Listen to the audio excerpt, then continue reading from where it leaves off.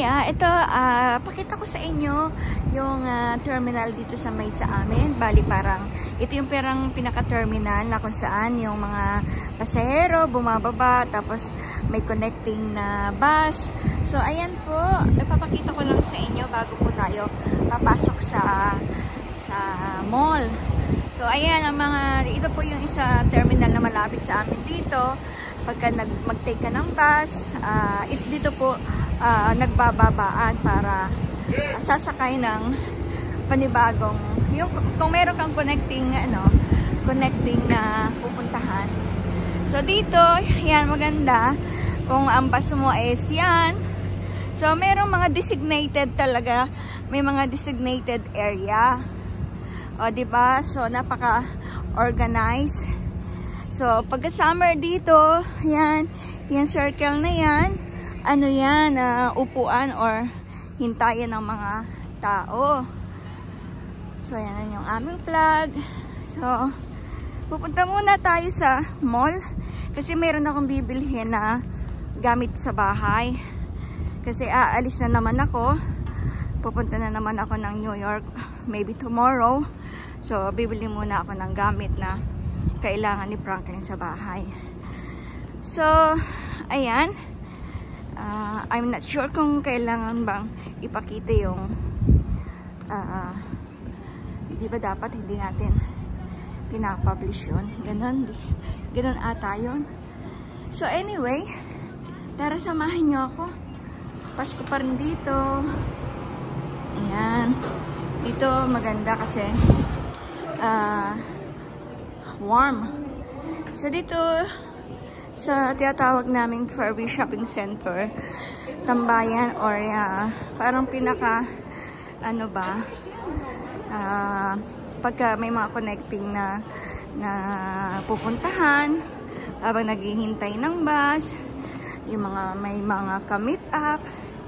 Dito sila nagmi-meet up sa loob ng mall, naghihintay. So, yung mga Christmas decoration, andyan pa rin. Oh, yun, ang ganda. Tara. Iikot ko muna kayo bago ako bibili dun sa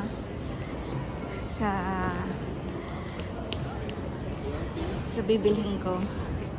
So, ayan, oh, Paskong Pasko pa rin dito sa amin. Hindi pa sila nagtatanggal. Diba, ang ganda.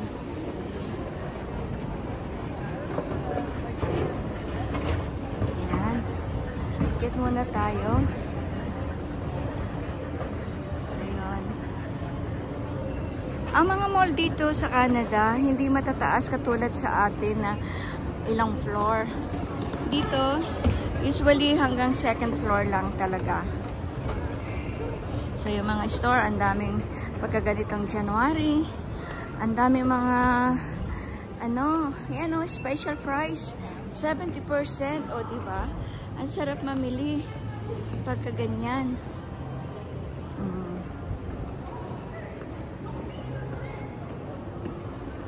So, ayan, dyan tayo galing sa baba.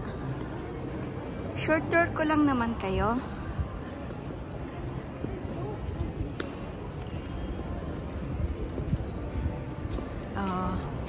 Ang laki-laki naman ito. Tagal ko na rin sabi ko nga sa inyo ang taas. Ang taas pa, hanggang paa lang ako.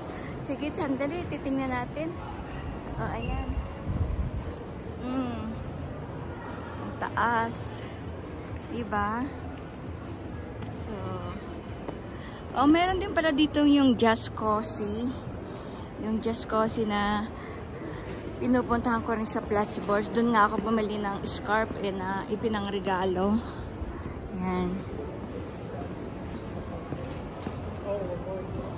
Just Cozy. Tingnan natin doon sa unahan kung meron pa rin Christmas decoration. Yun. Andito yung mga sikat din na mga hindi naman sikat, mga signature pagka gusto mong bumili ng magandang klase na sapatos dyan sa Browns, dyan sa Roots. So, madami. Ayan yung Zara. Oh, sold. Ibig sabihin sale. Oh. Meron din pala dito ng Just Cozy. Meron silang 20 plus $10. Yun. Pinalaki na nga nila yung Zara. Yan. So, malaki po itong Purvis Shopping Center. Pero mas malaki po yung mas malaki po yung sa downtown. So, ayan yung isa sa pinaka-middle na Christmas tree. Ayan, giant Christmas tree na hanggang ngayon andyan pa rin. O, diba? Ayun. Ang ganda-ganda pa rin ang giant Christmas tree. Okay guys, ayun Aldo, yung mga yung Lolo Limon, yung Berks, yung Mac, Michael Kors, ayan. Andun bagay yung yung deer. So, andito po sa loob ng shopping center din yung mga signature na mga tindahan. Like yung Coach, andun yung Coach sa kabila.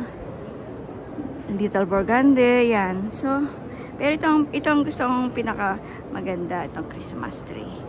So, sabi ko sa inyo, hanggang second floor lang po ang usually ang mga mall dito sa Canada. Hindi po katulad sa atin hanggang 6 or 7 pa, di ba? Dito hindi. Second floor lang po.